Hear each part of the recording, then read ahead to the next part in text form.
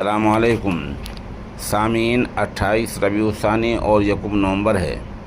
خبر کا عنوان ہے ششماہی امتحان۔ یہ امتحان مغربی اتر پردیش کے ضلع شاملی کے قصبہ کیرانہ کے قدیم دینی ادارہ اشاعت الاسلام میں ہوئے ہیں۔ یہ ادارہ ماشاءاللہ تقریباً 65 سال پرانا ہے۔ یہاں ششماہی امتحان ہوئے ہیں۔ یہاں درجہ حفظ، دینیات، پرائمری اور اردو کی بہتر تعلیم کا انتظام ہے۔ امتحان لینے والوں میں مفتاح العلوم جلال آباد کے استاد حدیث حضرت مولانا عبداللطیف خان صاحب دامت برکاتہم،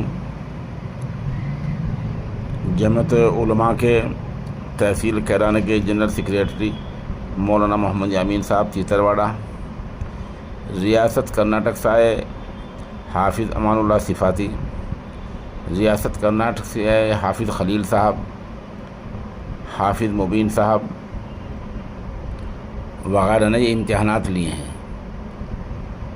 ماشاءاللہ ممتحنین نے طلباء کی تعلیمی کارکردگی اور اساتذہ کی محنت پر اطمینان کا اظہار کیا ہے۔